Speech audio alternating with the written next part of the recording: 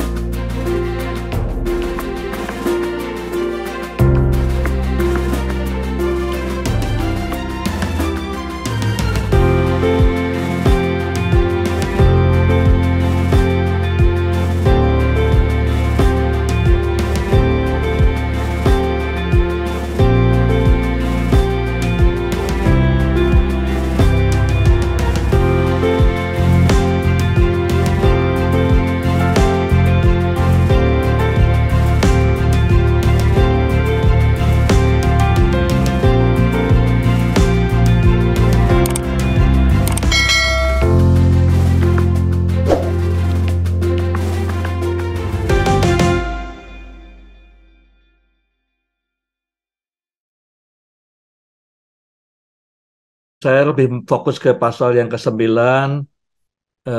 it's time for the again, ya, untuk saatnya untuk sekali lagi. Oke. Pertama saya pelajari tanda-tanda dari seorang pemimpin yang cukup dewasa. Pemimpin yang dewasa itu tandanya apa saja? Belajar dari pasal 9 ini.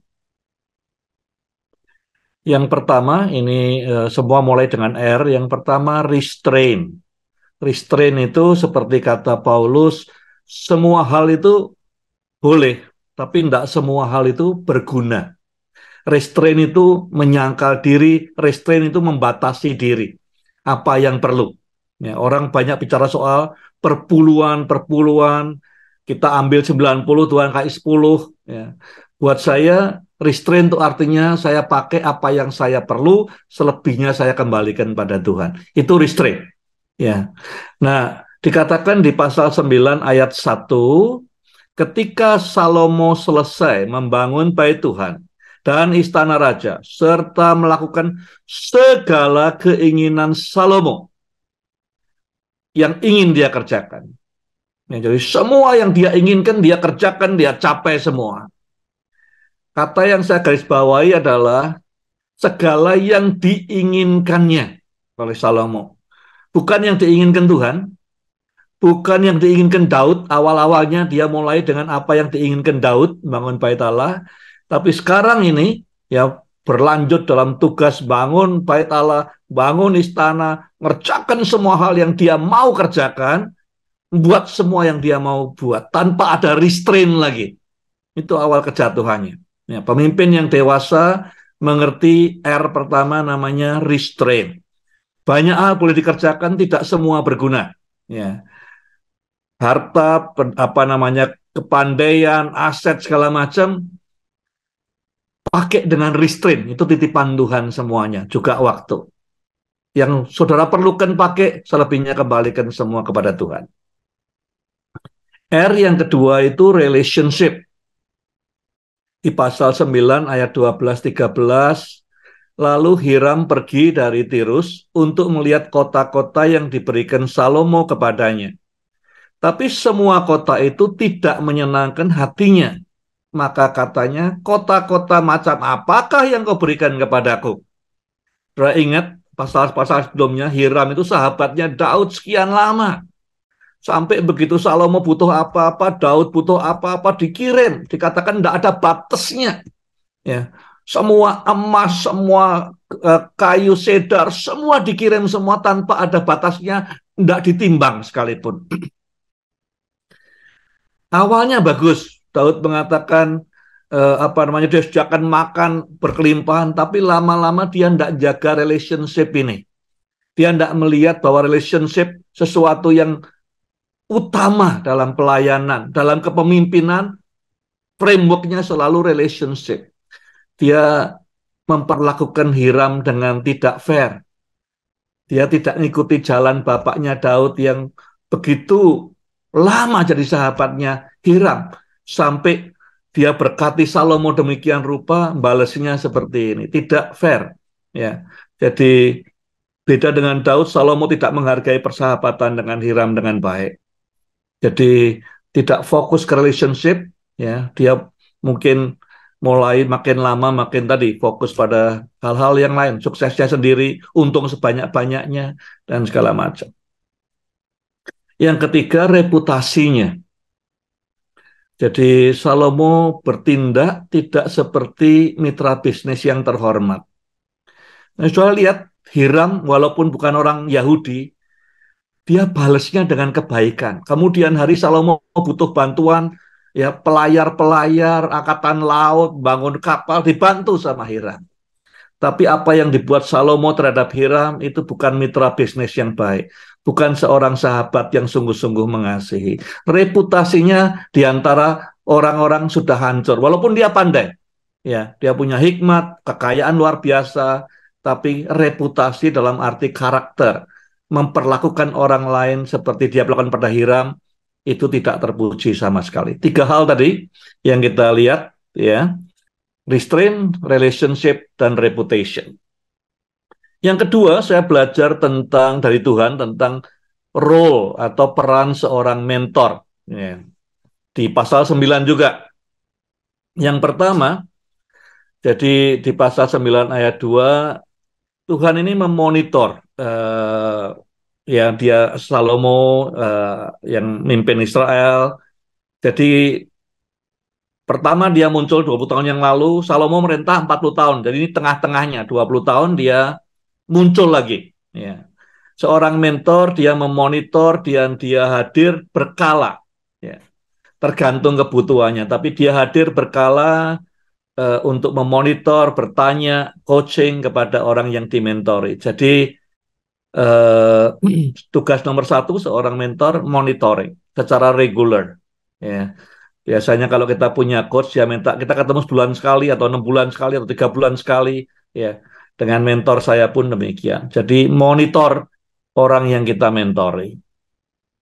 Dua, scanning for possible dangers.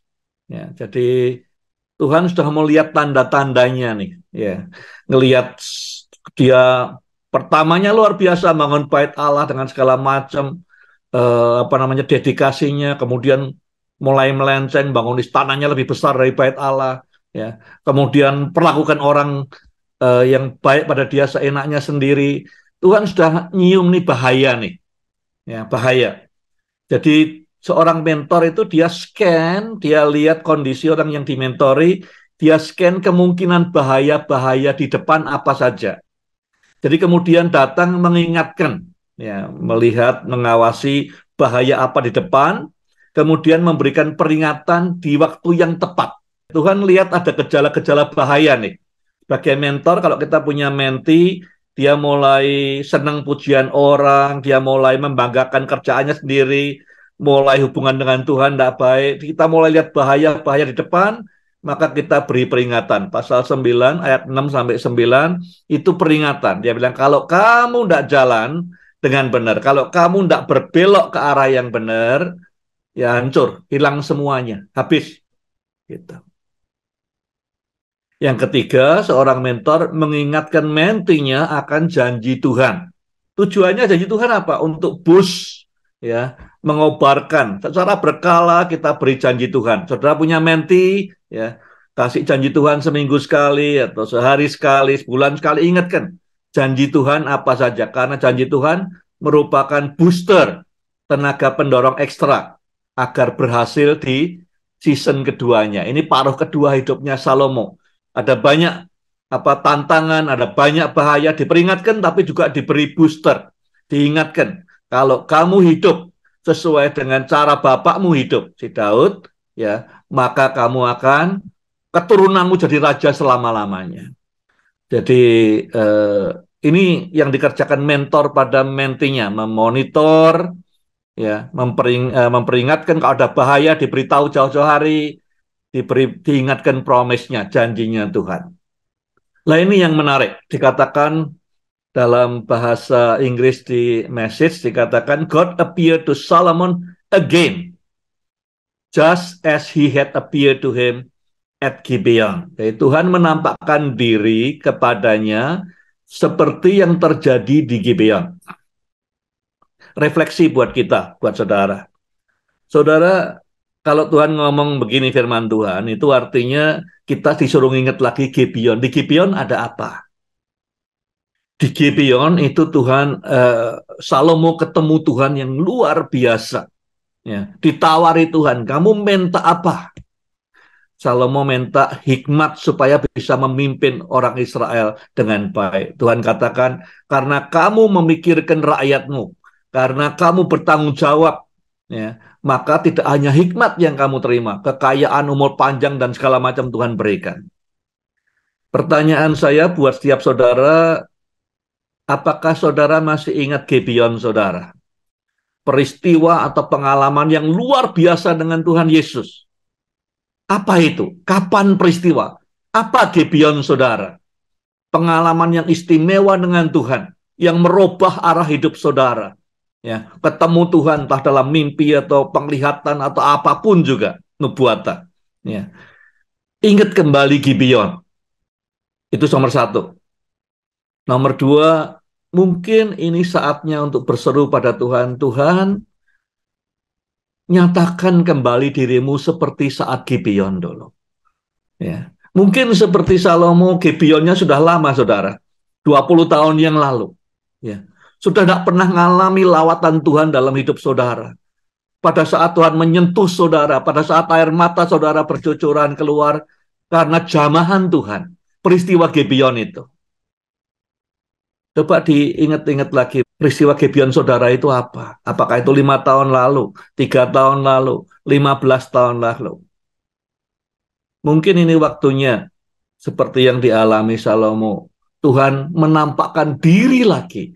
Tuhan nyata lagi. Tuhan hadir lagi. Sama persis seperti waktu Gibeon.